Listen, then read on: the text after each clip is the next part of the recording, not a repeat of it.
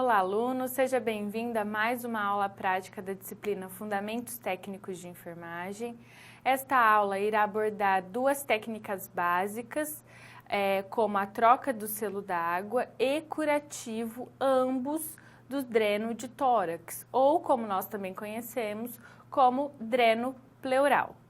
São técnicas bastante específicas da área da enfermagem, uma vez que o paciente que está em uso do dreno pleural ou dreno de tórax é um paciente que provavelmente precisa de cuidados mais complexos.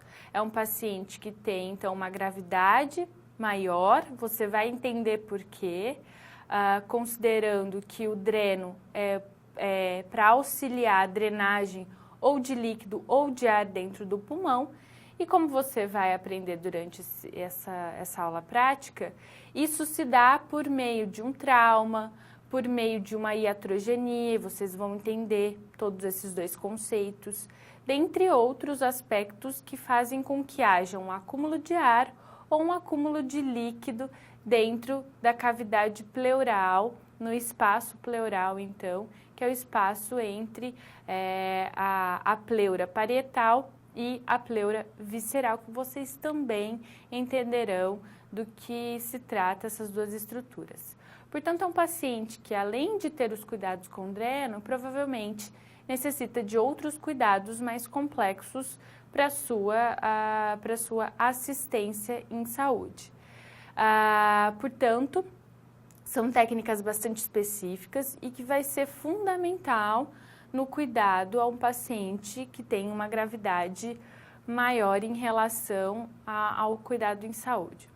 Portanto, quais são os objetivos que nós vamos abordar nessa aula prática? Dentre eles está compreender o sistema fechado que compõe a drenagem pleural, e você precisa, aluno, se atentar a essa questão em especial, porque ao se tratar de um sistema fechado, alguns cuidados serão necessários para que o ar não entre nesse sistema e que ele não deixe de exercer o objetivo dele, que é drenar.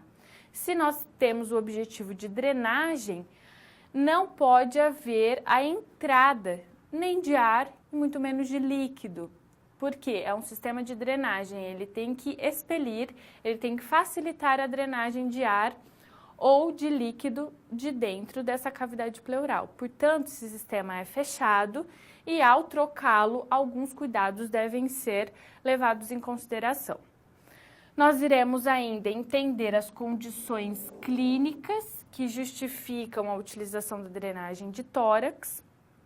Então, você vai compreender quais são as condições clínicas que fazem com que seja necessária a utilização dessa drenagem de tórax e, portanto, nós vamos realizar a técnica da troca do curativo, tá?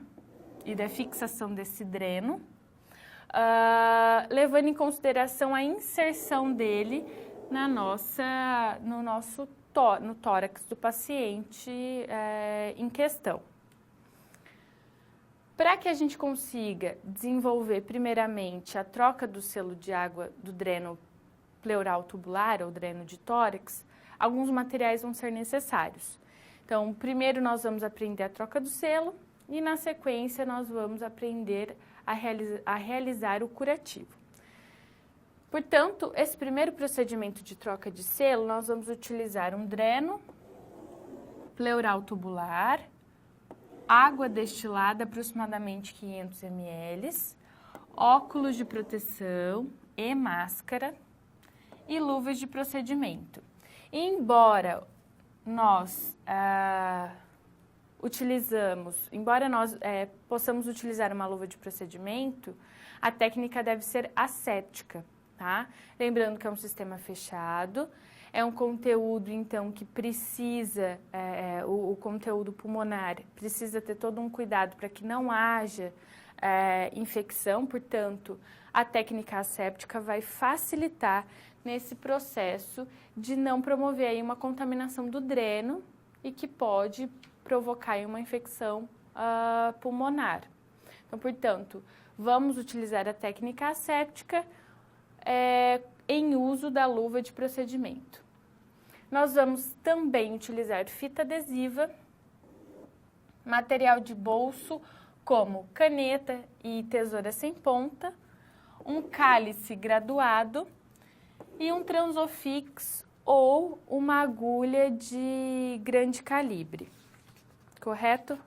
E para que a gente, então, compreenda a técnica, nada mais justo do que compreendermos quais são as estruturas que compõem, então, a cavidade torácica, o pulmão e, é claro, a pleura, tanto que o nome do dreno é dreno pleural. Portanto, nós precisamos compreender, de fato, de que maneira, então, essas estruturas elas estão dispostas anatomicamente e para que a gente consiga compreender o objetivo desse dreno e, então, realizar os cuidados adequados. Portanto, eu quero que você me acompanhe para visualização e entendimento dessas estruturas, a finalidade de cada uma delas e, posteriormente, compreender o objetivo da utilização do dreno de tórax. Portanto, aqui nesta imagem, nós temos basicamente as estruturas responsáveis pelo processo de inspiração e expiração que compõem o nosso sistema, então, respiratório. Nesse sentido, as grandes estruturas responsáveis por esses dois processos de inspiração e expiração e estão contidas na nossa caixa torácica. A caixa torácica, ela vai abarcar, ou seja, ela vai proteger o pulmão, basicamente, e as suas estruturas adjacentes.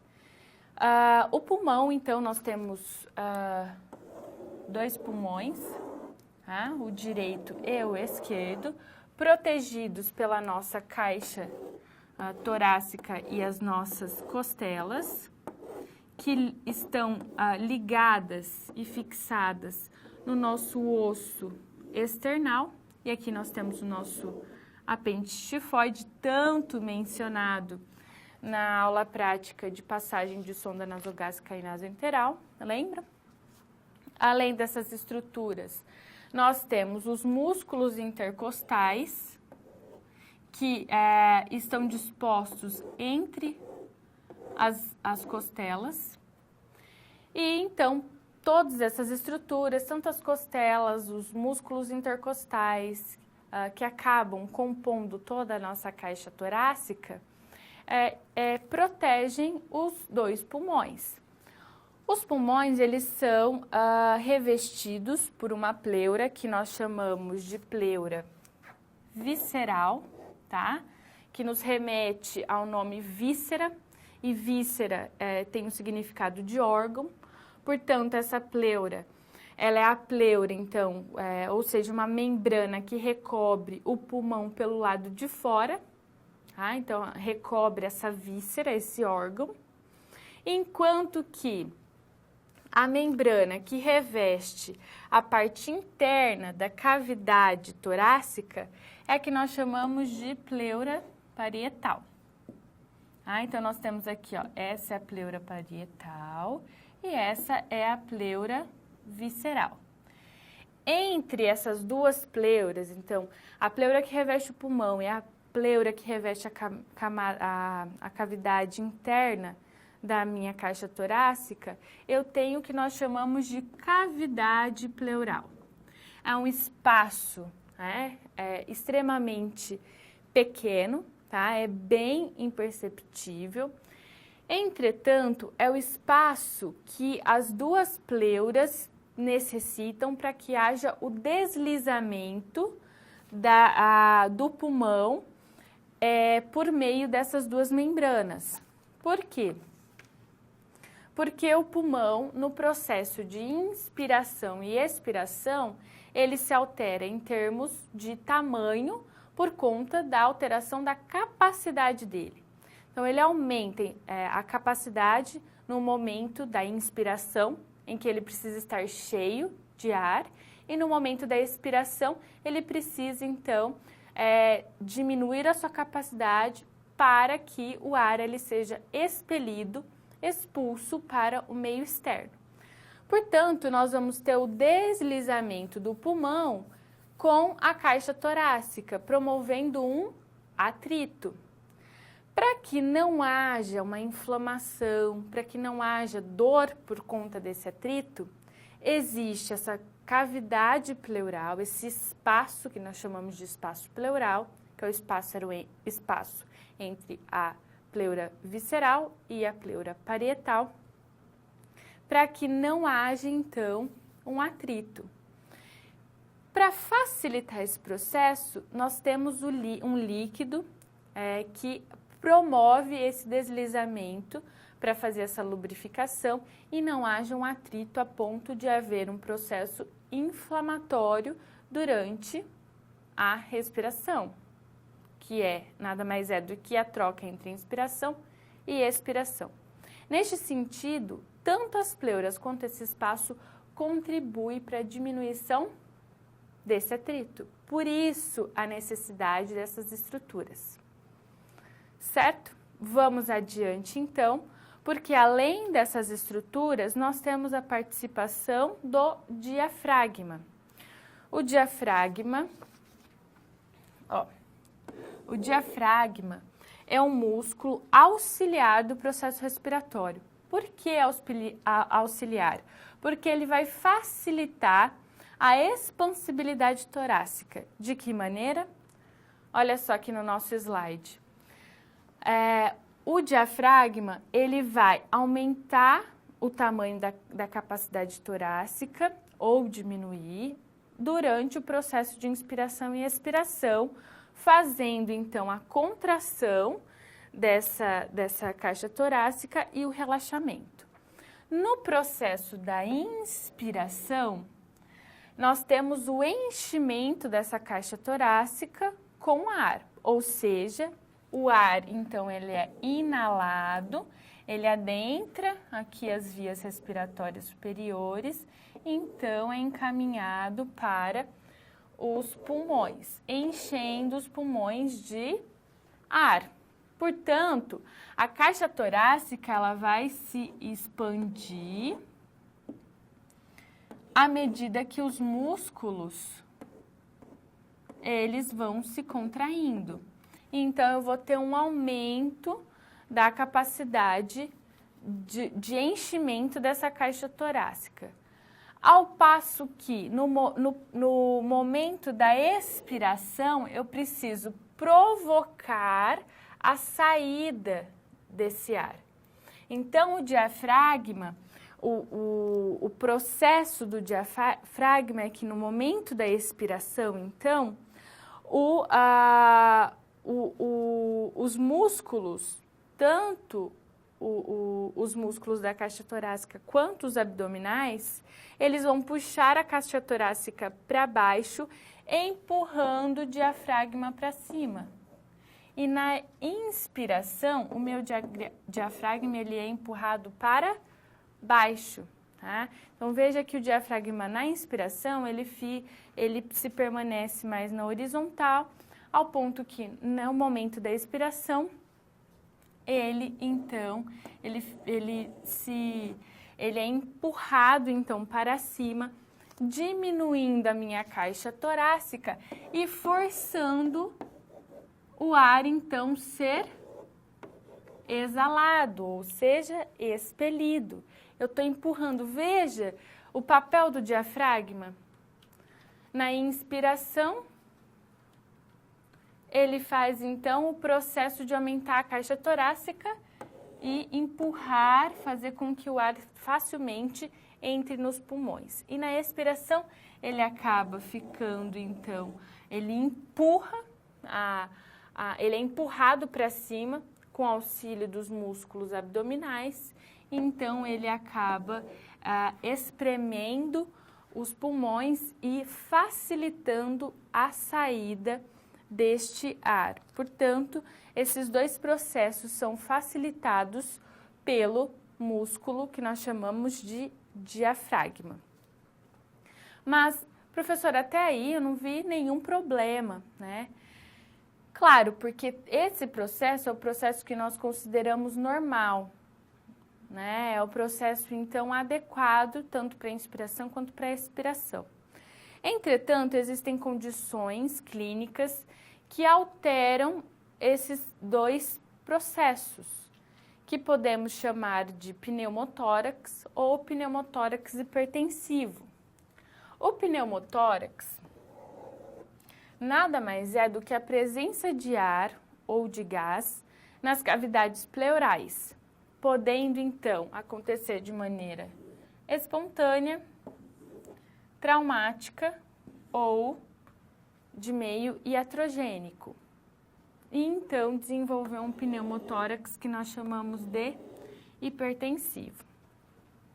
Entretanto, nós precisamos entender cada um desses tipos de pneumotórax para entender a necessidade da drenagem.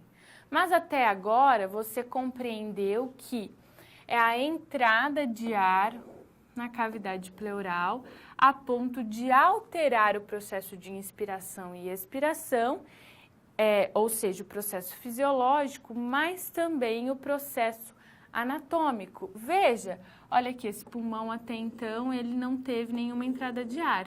Portanto, o espaço pleural ele é praticamente imperceptível, ao ponto que aqui no nosso pulmão direito, eu tenho uma entrada significativa de ar que fez com que o meu pulmão fosse comprimido ao lado oposto.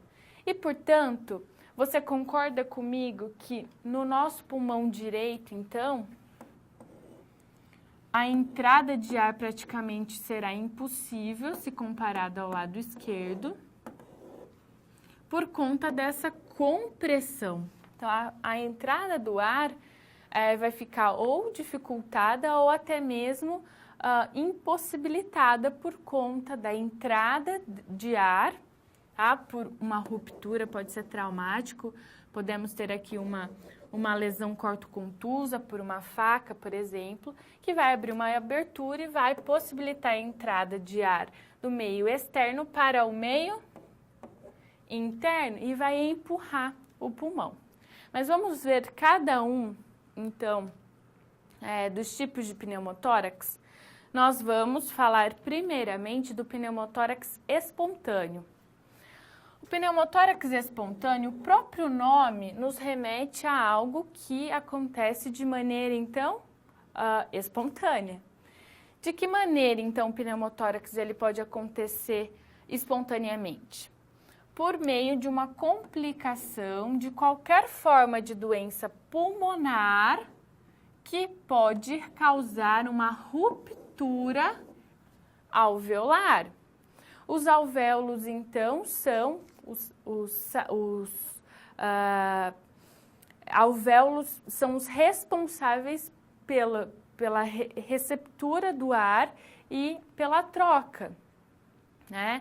Vai fazer a troca por meio dos capilares de ar rico em oxigênio e de gás carbônico. Se eu tenho uma ruptura alveolar, eu vou ter, então, o extravasamento de ar. São saquinhos, né? Que nós temos o brônquio, os bronquíolos, que vão ter, então, os saquinhos de ar, que são os alvéolos, que vão ficar cheios de ar para realizar a troca. Esse alvéolo, quando ele se rompe, ele vai liberar a quantidade de gás que ele está segurando para a cavidade pleural. E pensa que o nosso pulmão está revestido por uma membrana. Então, quem vai segurar esse ar? Vai ser a membrana. Então, esse ar vai ficar na cavidade revestida por essa membrana e vai promover, então, uma expansibilidade e vai comprimir o pulmão progressivamente. Isso no caso do pneumotórax espontâneo. Aqui nós temos uma imagem que mostra a evolução de um pneumotórax espontâneo em decorrência de uma complicação de uma doença pulmonar, tá? Que ao promover uma ruptura alveolar, acontece então uma comunicação direta entre o espaço pleural ou do tecido intersticial, resultando o escape de ar. Como eu disse, se eu tenho a ruptura, vai extravasar o ar que está dentro do meu alvéolo. Então, por exemplo, aqui na primeira imagem, eu tenho um pulmão normal. Ao passo que na minha segunda imagem, eu tenho já um complexo cicatricial na região apical. A apical é na região mais acima. Então, aqui no meu ápice do pulmão, eu tenho já um processo cicatricial em decorrência de uma doença pulmonar. Na minha terceira imagem, eu já tenho pequenas vesículas se formando, tá? Pequenas vesículas enfisematosas. Depois, essas vesículas se tornam bolhas, que aumentam de tamanho justamente por conta, é claro, né? A troca gasosa continua acontecendo, a inspiração e a expiração continuam acontecendo. Portanto, essas bolhas elas vão aumentando de tamanho e a perda de ar vai ser em decorrência, então, da ruptura dessa bolha. Eu vou ter a ruptura, então, dessa bolha e vai haver extravasamento de ar para a cavidade pleural. Essa bolha ela vai se aumentando de tamanho. Múltiplas lesões bolhosas podem acontecer não só aqui na região apical, mas em todo o pulmão. Da mesma forma que pode acontecer bilateralmente nos dois pulmões, em decorrência de uma doença pulmonar crônica, um enfisema, uma doença pulmonar obstrutiva crônica, uma tuberculose, tá? Se não tratada. E isso vai se desenvolvendo, pode causar um enfisema aqui lobar. O enfisema, ele toma todo um lobo do coração, do pulmão, tá? E nós temos aqui a ruptura, veja só, desses alvéolos, provocando o escape de ar de dentro desses alvéolos e, então, a instalação do que nós conhecemos por pneumotórax. Esse pneumotórax, ele pode evoluir, pode se tornar crônico e eu posso também ter extravasamento de sangue. E aí nós temos o hemopneumotórax. Então, eu tenho aqui a presença de sangue, é o hemotórax, e pneumotórax, extravasamento de ar na minha cavidade pleural. Veja que esse processo, ele é espontâneo por conta do desenvolvimento de uma doença pulmonar já instalada. Nesta imagem, nós temos uma radiografia de tórax mostrando um pneumotórax, tá? Você tem aqui a presença de ar no pulmão direito, evidenciando aí um escape de ar, promovendo então esse pneumotórax. Ao ponto que aqui no nosso pulmão esquerdo eu não tenho a visualização desse escape de ar. Então, este é o pneumotórax espontâneo, em decorrência de alguma doença, da evolução de alguma doença pulmonar. O pneumotórax, que nós chamamos de traumático, ele é causado por uma lesão perfurante na parede torácica. Então, a perfuração por uma arma branca, tá? Uma faca, ou por um projétil de arma de fogo, ou, por exemplo, por um acidente.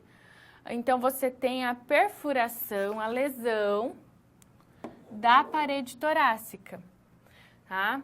Em algumas vezes, o traumatismo, ele perfura até o pulmão, não só a membrana e a cavidade torácica, mas também o pulmão. E nessa situação em que há a perfuração do pulmão, eu tenho duas vias para acúmulo de ar no interior dos espaços pleurais.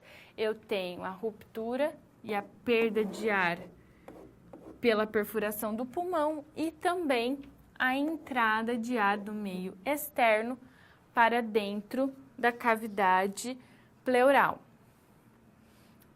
quando acontece esse tipo de pneumotórax, o que nós temos instaurado? Nós temos instaurado uma válvula que nós chamamos de válvula unidirecional. Essa abertura, essa ruptura causada no tórax e, consequentemente, perfuração da cavidade da parede torácica, permite a entrada de ar nos pulmões durante a inspiração. Entretanto, vai entrar tanto ar aqui dentro que a expiração ela fica dificultada. E o ar ele não sai por essa abertura, porque eu tenho uma quantidade muito grande de ar na minha cavidade pleural, eu não tenho contractibilidade suficiente da minha caixa torácica por conta dessa quantidade de ar e muito menos dos pulmões devido a ele estar espremido aqui. Então, o que acontece? O ar só entra, por isso que é unidirecional. É uma perfuração que, no momento da inspiração, tem a facilidade desse ar entrar, entretanto, ele vai se acumular, vai impedir que esse ar seja expelido, então é um aumento progressivo.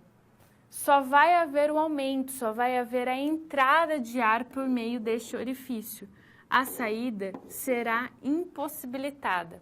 Portanto, que a drenagem ela é extremamente necessária nessas condições de pneumotórax traumático e deve ser iniciado o quanto antes, para que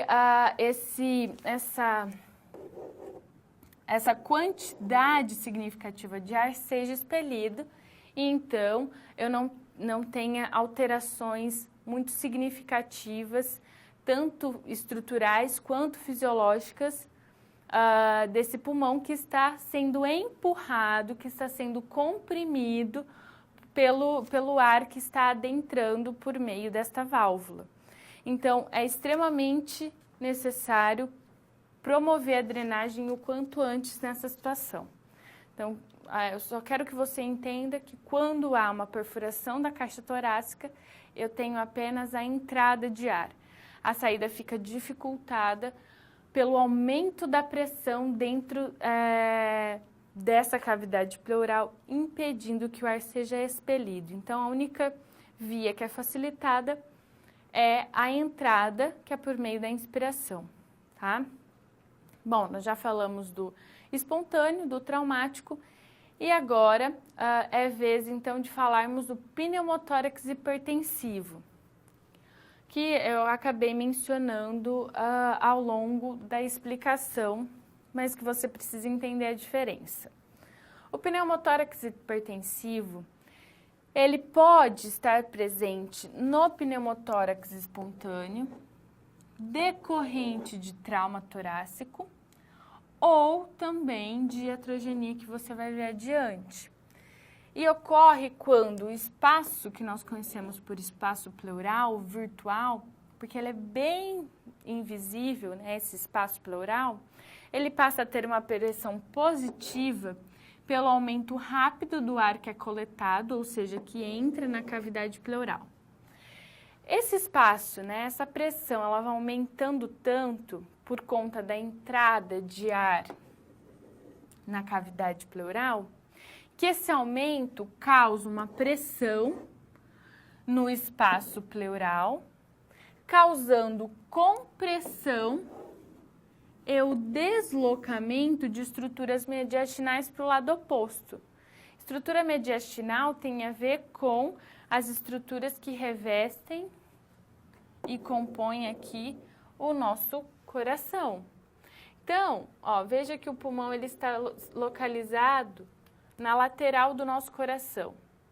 Quando eu tenho um aumento muito grande de pressão e de ar na cavidade pleural, eu não só comprimo o pulmão,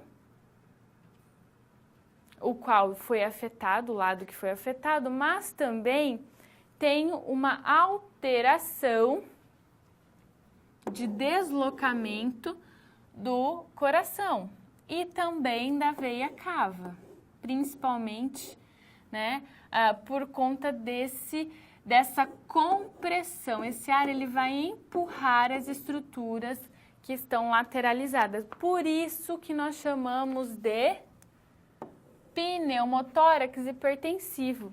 Hipertensivo significa aumento da pressão. Eu tenho um aumento tão grande da pressão que é capaz de deslocar o pulmão e parte também da veia cava e do coração. Então, esse deslocamento é que caracteriza o pneumotórax hipertensivo e pode ser visto no pneumotórax espontâneo, que é em decorrência, então, do desenvolvimento e da evolução crônica de uma doença pulmonar.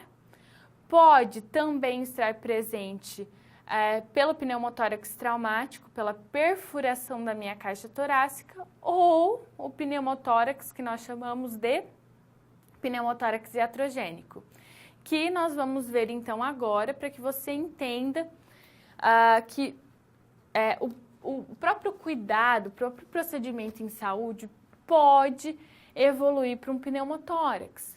E esse pneumotórax é chamado de iatrogênico.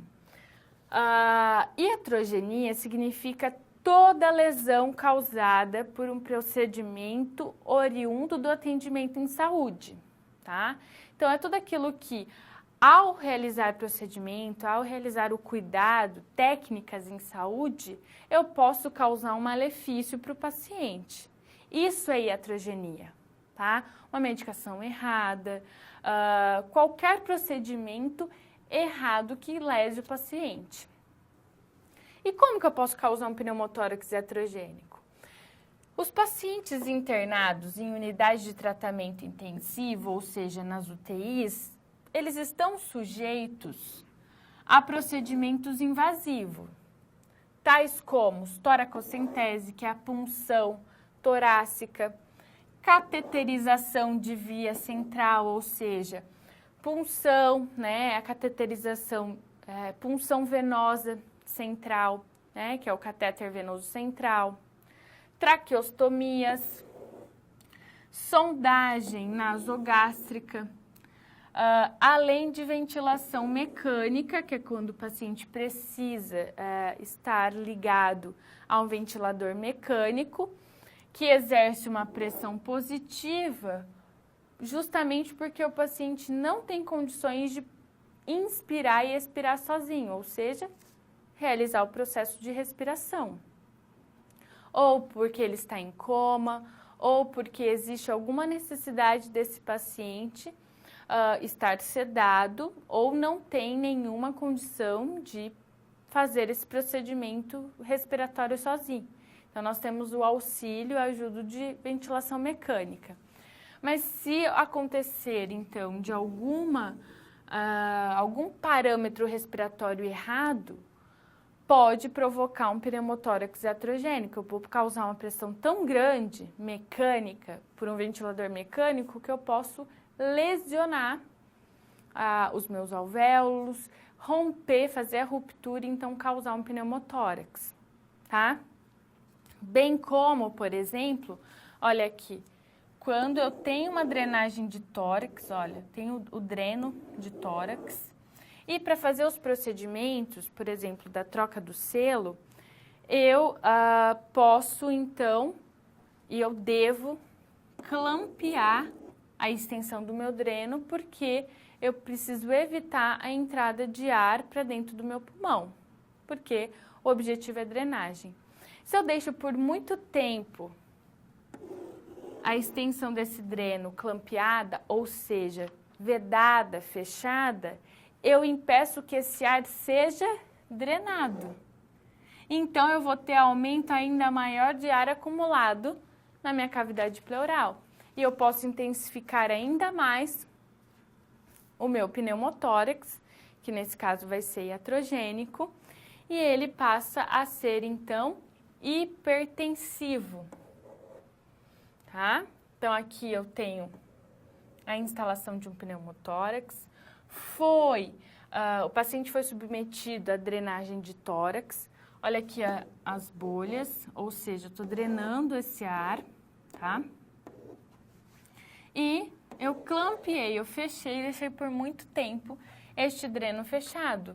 Eu impedi que esse ar fosse expelido da cavidade pleural. Portanto, eu vou ter um acúmulo ainda maior e eu vou aumentar a pressão e esse pneumotórax se tornou hipertensivo por conta de uma iatrogenia, uma negligência, um procedimento em saúde realizado de maneira inadequada. Bom, até agora nós vimos que existe, então, essas condições que fazem com que esse pneumotórax se instale ou agrave ainda mais, e a drenagem de tórax é fundamental para esses processos.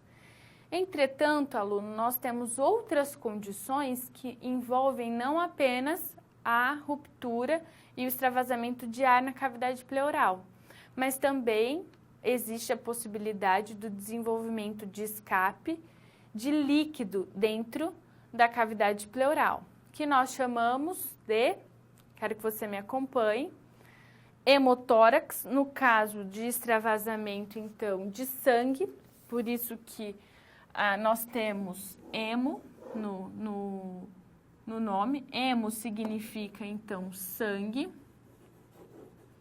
tá? Então, hemotórax, presença de sangue no tórax.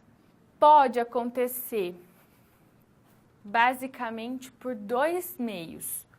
Por meio de um trauma, que nós chamamos de hemotórax traumático, então, lesão por um projétil de arma de fogo, ou por uma arma branca, né, uma facada, um tiro, ou hemotórax residual, que é em decorrência de um procedimento cirúrgico. Então, no pós-operatório, uma cirurgia pulmonar, pode haver sangramento.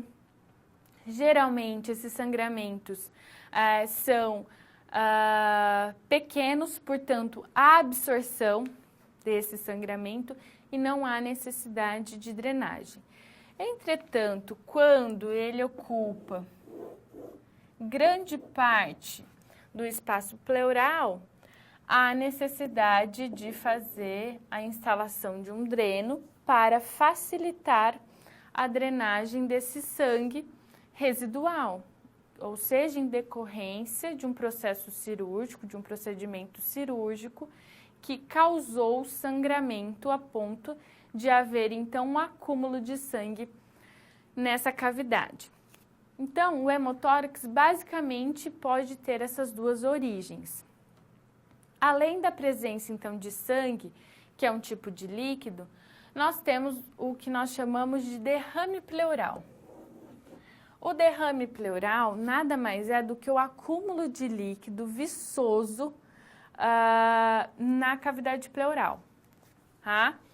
Esse líquido, ele pode ser um exudato, que é característico, então, da presença de um líquido viçoso, com muitas proteínas, ou então pode ser um empiema. O empiema é o pus, tá? É um exudato purulento. Ele é um exudato com presença de pus característico de uma infecção pulmonar. Então, eu tenho a proliferação de bactérias e o aparecimento, então, do empiema. Geralmente, esses processos infecciosos e inflamatórios que existem, então, o aparecimento de um exudato ou de um empiema, pode estar acompanhado ou não de sangue, por conta de todo o processo inflamatório e infeccioso. Entretanto, né, a característica básica e que vai me dizer que é um derrame pleural é a presença, então, de um exudato, que é esse líquido espesso, viçoso, ou de um empiema, que é característico de secreção, então, purulenta, característica básica de um processo inflamatório pulmonar. Portanto, essas são as condições em que se necessita fazer a drenagem ou de ar ou de líquido dentro dessa cavidade pleural, que, ao passo que vai acumulando, nós temos, então, uma pressão muito grande dentro dessa cavidade pleural, temos a dificuldade de troca gasosa e, no caso, é claro, de haver líquido, pode haver um processo inflamatório infeccioso extremamente grave que precisa, além da drenagem, precisa de um tratamento com algum antibiótico para conter esse processo infeccioso. Portanto, a drenagem torácica é a introdução de um dreno para facilitar o extravasamento do líquido ou do ar e o pulmão, então, voltar à sua capacidade normal para realizar a troca gasosa. O procedimento de drenagem, quero que você me acompanhe, é um procedimento médico que visa manter e restabelecer a pressão normal, então é fazer com que o pulmão ele obtenha a sua capacidade normal, tá? Em relação ao espaço pleural, favorecendo a remoção de líquido, de ar ou até mesmo de sólidos, de fibrina por conta do processo inflamatório. No espaço abaixo da pleura ou do mediastino, na região do coração, que podem ser consequentes de traumas, procedimentos cirúrgicos, infecções, dentre outros. Então, esse procedimento tem o objetivo de restabelecer a pressão normal do espaço pleural e facilitar o restabelecimento do processo respiratório da troca gasosa. Esse procedimento ele é feito por meio, como eu disse, da inserção de um dreno na cavidade pleural, após uma anestesia local para a inserção desse dreno. A extremidade precisa ser vedada, você vai ver de que maneira o frasco, então, ele é vedado, para que não haja entrada de ar por meio deste dreno e piorar ainda mais essa pressão dentro da cavidade pleural. Então, imagina que se só tivesse o dreno, que nada mais é do que um cano, e ele não fosse vedado, você concorda que ia facilitar ainda mais a entrada de ar? Por isso que ele tem que ser de sistema fechado e por isso que a gente vai utilizar a água como um material essencial na drenagem de tórax. A gente vai ver mais à frente, tá? O frasco de coleta deve estar abaixo do nível do tórax para facilitar a drenagem, nunca acima, porque se eu colocar acima, eu vou facilitar a entrada de ar ou de líquido para dentro do pulmão, então tem que sempre estar abaixo para facilitar a drenagem por conta da gravidade, tá? Da gravidade atmosférica. Dessa forma, então, o ar, o fluido ou os sólidos presentes no espaço pleural conseguem escapar desse espaço sem que ele retorne. Ele vai ser drenado e não vai facilitar aí a diminuição desse acúmulo de ar ou de líquido na minha cavidade pleural. Por isso, é um procedimento realizado por um médico, precisa de cuidados de enfermagem com relação à troca do selo d'água, que você vai ver de que maneira isso acontece, porque é importante, e do cuidado na inserção desse dreno. Esse dreno, ele é introduzido na cavidade pleural, eu preciso ter todo um cuidado com relação a esse curativo, justamente para não desenvolver uma infecção na inserção, ou seja, no local em que esse dreno é inserido na nossa caixa torácica. Então, por isso que essas duas técnicas são tão importantes para a manutenção e utilização da drenagem de tórax. Nós vamos, primeiramente, aprender e desenvolver a técnica da troca de selo, uma vez que eu disse que esse sistema ele é fechado, então eu tenho um frasco que vai drenar esse líquido, e para que ele seja drenado, ele sempre deve estar abaixo do nível do tórax e deve conter água no seu conteúdo, para que não haja a entrada de ar por meio desse dreno e que piore ainda mais o pneumotórax, correto? Então, vamos aprender primeiramente a troca do selo d'água. Vamos lá? Basicamente, nós vamos utilizar, então, a máscara e o óculos enquanto equipamentos de proteção individual, tá? Porque o conteúdo desse dreno pode haver conteúdo, então, sanguinolento, pode haver sangue, ou seja, material biológico, e se respingar nas mucosas, boca ou olhos, nós estaremos, então, expostos à exposição de um material biológico. A água destilada, nós vamos utilizar uma água destilada de 500 ml, um Transofix ou uma agulha de grosso calibre. Eu recomendo o Transofix por conta da otimização do processo. A agulha, mesmo com um calibre maior, há dificuldade de retirar o conteúdo de dentro do frasco. Esse sistema deve estar fechado, ou seja, esse clamp deve estar fechado para que a troca aconteça.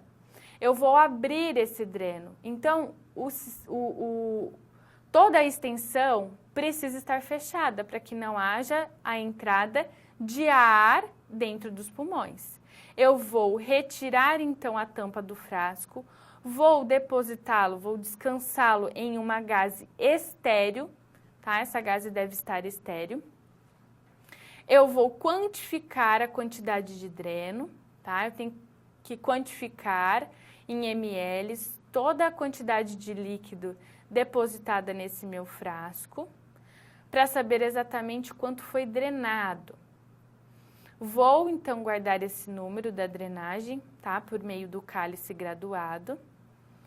Vou prosseguir realizando, então, a limpeza do meu frasco com o depósito de uma quantidade mínima de água destilada para realizar, então, a remoção de partículas, sujidades deste dreno. Vou agitar para fazer o desprendimento, então, das sujidades e vou depositar no meu cálice graduado. E antes, claro, eu preciso ter gravado o número, a quantidade que foi drenado. Então, agora, eu vou depositar uma quantidade necessária para que, ó, tá vendo? Aproximadamente, nesse caso, uns 450 ml, mas existem drenos que suportam até 500 ml. É uma necessidade, é uma quantidade de água necessária para que meu dreno fique emergido de 2 centímetros, basicamente, para que não haja a entrada de ar. Então, esse dreno precisa estar imerso em água, para que o ar seja depositado dentro dessa água, mas que o ar não seja capaz de adentrar nesse sistema e, então, adentrar a cavidade pleural. Todo esse procedimento foi feito com o clamp fechado. Feito isso, eu preciso abrir esse clamp para não promover o pneumotórax hipertensivo. Eu preciso facilitar a drenagem. O clampeamento só é necessário durante o procedimento. Feito isso, eu preciso anotar a data, o horário e a quantidade de água destilada que eu inseri no frasco coletor. Por quê? Eu preciso anotar a quantidade de água que eu inseri nesse frasco para que quando for eu ou outra pessoa fazer a quantificação desse líquido, eu preciso fazer a diferença para saber o quanto foi drenado. Se eu inserir 500 ml de água destilada na troca, que foi agora o caso, né? se eu inserir ali 450 ml dentro desse frasco. Quando eu for avaliar, desprezar novamente, fazer a troca deste líquido, e eu avaliar que existe 650 ml dentro desse frasco, eu tenho que a drenagem foi de aproximadamente 200 ml. Eu tenho que pegar o volume total e fazer a diferença do volume inserido de água destilada. Então, se eu inserir 450 e o meu débito final foi de 650, eu tenho uma drenagem de 200 ml. Eu preciso avaliar o aspecto dessa drenagem. É um aspecto, então, de sangue, é sanguinolento, né? Ou é um exudato purulento? Então, é uma drenagem de um líquido que precisa ser avaliado. Eu preciso saber o quanto foi drenado. Às vezes, não há drenagem em termos de volume de líquido, mas eu tenho a drenagem de ar. Então, se eu não tenho um volume aí líquido, eu vou ter que avaliar a quantidade, provavelmente, de ar que foi drenada. Essa avaliação é feita por meio de radiografias, no caso, principalmente do pneumotórax, uma vez que eu não consigo quantificar o ar que foi drenado, somente o líquido. Mas é extremamente importante fazer a anotação do líquido que foi inserido no frasco coletor e, posteriormente, a drenagem no momento aí de intervalo entre uma troca e outra do selo d'água. A inserção, então, da água destilada no frasco coletor é o que nós chamamos de selo d'água. Eu vou sempre anotar, veja que aquela fita adesiva, eu fiz uma marca que nós chamamos, então, de selo d'água. É essa marca que vai evidenciar onde estava o nível da água que o profissional inseriu naquele frasco. E a água, como eu disse, impede que o ar adentre o dreno e então chega até a cavidade pleural, tá? Todo o processo deve levar em consideração que o sistema precisa estar fechado, então o clamp é necessário, ao passo que, ao término do procedimento, esse clamp deve ser aberto para que o sistema de drenagem seja liberado. Então, vamos retomar essas informações. Como eu disse, o nível de água precisa permitir que aproximadamente 2 centímetros do meu dreno seja imerso. Por quê? O objetivo é a drenagem de líquido e de gás, tá? E isso, o oxigênio, né, o gás, ele pode ser liberado na água. Mas pensa, se esse frasco coletor não tivesse água, você concorda que o ar seria facilmente inserido nesse dreno e então iria chegar até os pulmões? Por isso, aluno, a necessidade da água dentro do frasco, tá? Por isso que é necessário fazer a troca, que nós chamamos de selo d'água, justamente por conta deste processo. Então, o dreno, ele é tubular, multiperfurado pela maior superfície de drenagem e melhor chance de obstrução, tá? Portanto, esse dreno, você vai ver adiante, ele tem essas perfurações, ele é siliconizado, porque dificulta a aderência de coágulos na parede, né, deste dreno. Ele vai drenar, como eu disse, além de ar, ele pode drenar líquido, principalmente o sangue. E se ele não for siliconizado, esses coágulos podem aderir, ou seja, podem se fixar dentro da parede do lúmen desse dreno. Por isso que ele é siliconizado. A consistência dele é firme, pela menor chance de colapsar. O que é colapsar? Quando há, por exemplo, as duas paredes se unem, tá? É que nem um canudo. Às vezes, em top, a gente faz uma pressão muito grande que ele fecha. Isso é colapsar, quando esse canudo, as duas paredes se encontram. Então, por isso que ele precisa ser flexível, mas ele também precisa ser resistente, impedindo o colapso das duas paredes, tá? E também firme, ao modo que não facilite a formação de coágulo, tá? Entretanto, essa rigidez precisa ser equilibrada, porque drenos muito rígidos provocam dor e podem provocar lesão pulmonar também por conta dessa rigidez. Aqui nós temos a imagem dos drenos, tá? Você percebe que ele é transparente. Eu tenho múltiplas perfurações. Essa parte do dreno, ela é inserida na cavidade pleural, então ela é inserida na caixa torácica e ela esse dreno acaba ocupando a cavidade pleural justamente para facilitar a drenagem. Então, essas múltiplas perfurações facilitam a drenagem do ar ou do líquido. Esse dreno, ele precisa ter uma linha radiopaca. Essa linha radiopaca permite confirmar por meio de radiografia, ou seja, de raio-x, se a última perfuração do dreno está na cavidade pleural e se a sua posição está correta. Então, é por meio da radiografia que eu consigo visualizar se a inserção desse dreno aconteceu de maneira adequada. Realmente está na cavidade pleural? Por isso que ele é radiopaco. Quais são os tipos mesmo de indicação de drenagem? Nós temos aqui o extravasamento de ar na cavidade pleural, que caracteriza o pneumotórax.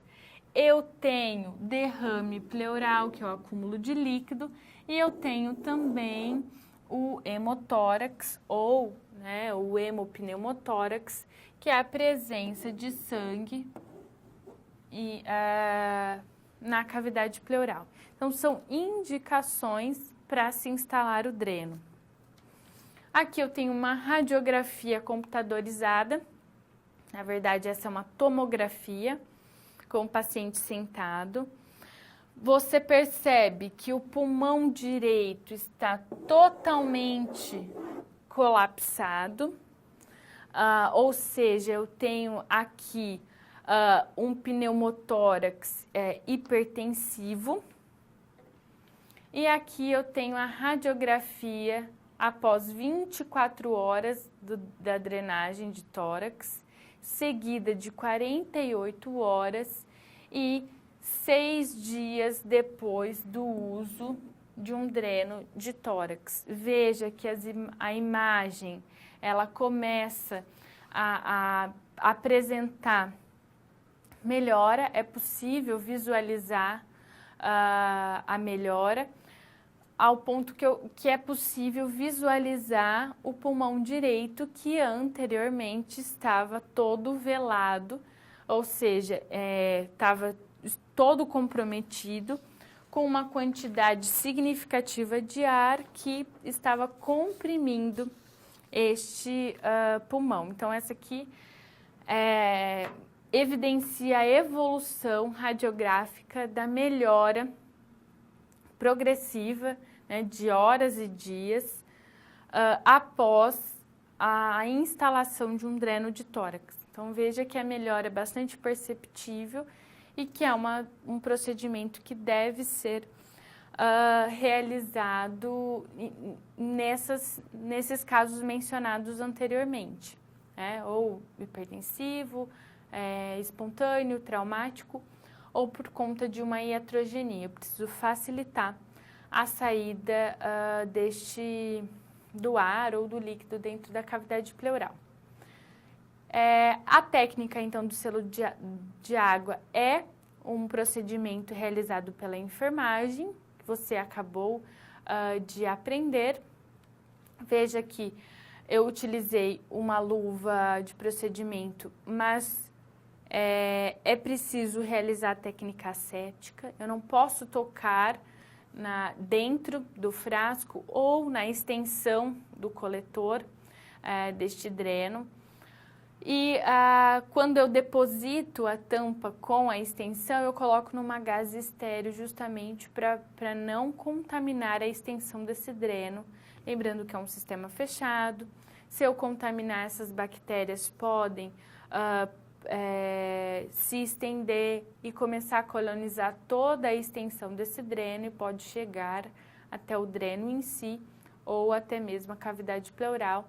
E esse processo precisa ser dificultado ou melhor, não acontecer de fato. Um outro cuidado de enfermagem em relação ao curativo, que fixa e veda a inserção do dreno na cavidade torácica. É um procedimento simples, mas que demandam algumas técnicas e é esse procedimento que nós vamos aprender neste momento. Vamos utilizar então um kit de curativo estéreo com as 4 pinças mais utilizadas, gaze estéreo, soro fisiológico numa concentração de 0,9%. Neste caso, nós vamos utilizar uma clorexidina alcoólica, esparadrapo e micropor, luva. Nesse caso, como nós vamos utilizar um kit de curativo estéreo, a luva pode ser de procedimento. Nós vamos utilizar uma tesoura sem ponta e uma caneta. Vamos então acompanhar o procedimento. Aqui eu já tenho a abertura do meu kit de curativo estéreo. Eu já retirei o curativo anterior. Vou realizar, então, a limpeza da inserção desse dreno com o soro fisiológico na concentração de 0,9%. Eu vou fazer a limpeza da inserção desse dreno. O dreno de tórax, como é um procedimento médico, ele é fixado por sutura, tá? Vai haver pontos que vai fixar esse dreno à pele para que ele não seja, a localização dele não mude, ele não seja exteriorizado. Mas a fixação dele no tórax vai ser extremamente importante. Então, nós vamos fazer a limpeza com soro fisiológico. Posteriormente, nós vamos fazer a utilização da clorexidina alcoólica. Feito isso, nós vamos então prosseguir para a cobertura da inserção desse dreno. Nós vamos colocar a gaze triangularmente para facilitar, ó, você vê, para que a gente consiga envolver a gaze no dreno de tórax e então consiga fixá-la na região superior ali da nossa inserção. Então, basicamente, vai haver uma sutura, então essa inserção não vai estar totalmente aberta. Ó, o dreno ele é fixado na extensão, tá? O dreno ele é curto e a extensão, o prolongamento é muito maior. Agora nós vamos fazer a fixação então do dreno, tá? Que está fixado na extensão por meio de um esparadrapo. Essa fixação é necessária, tá bom? Porque ele não adere certinho. Então, nós vamos fixar no tórax do paciente. Por quê? Ó, veja que eu usei um tamanho menor embaixo e, posteriormente, eu coloquei uma quantidade maior nesse caso, a gente utilizou esparadrapo, mas nos pacientes é mais adequado utilizar micropor, por conta de ser hipoalérgico. Mas o importante que eu quero que você entenda é que mesmo havendo uma sutura, mesmo que o médico faça uma sutura, ou seja, fixe o dreno à pele do paciente, é importante fazer o curativo na inserção para fazer toda a limpeza, para impedir a colonização de bactérias ali naquela região. Proteja a sutura e a fixação na lateral do tórax é importante porque vamos lembrar que esse dreno é rígido, esse dreno está ligado, né, está conectado a um frasco coletor com uma quantidade de aproximadamente 500 ml de água, portanto, exercerá um peso. O paciente, ele se movimenta, portanto, esse dreno ele vai ficar em constante movimento. Por isso, é extremamente necessário fazer essa fixação lateral, porque eu não vou impedir a mobilidade desse paciente, mas eu terei a fixação dele no tórax. Então, embora eu haja o peso do frasco, esse paciente se movimente, a inserção, ela está protegida. Não vai haver muita mobilidade. Então, eu não vou ter lesão, né? Esse dreno, ele tá bem fixado. Portanto, é extremamente importante fazer essa fixação, tá? Utilizar, então, uma quantidade menor embaixo de micropore e, na sequência, fazer a fixação mais externa, para garantir, então, a fixação mais adequada. A pele do paciente ela é oleosa, tem o suor, por isso que é necessário fazer a fixação com 2 tamanhos diferentes de micropora ou esparadrapo, para reforçar ainda mais essa aderência por meio da utilização de 2 fitas adesivas, tá? E não diretamente na pele do paciente, por conta do suor, por conta da oleosidade natural da pele, e pode fazer, então, o desprendimento dessa fixação. Basicamente, então, quero que você me acompanhe. Nós temos aí alguns cuidados com relação à própria fixação do dreno e da extensão do coletor que vai até o frasco.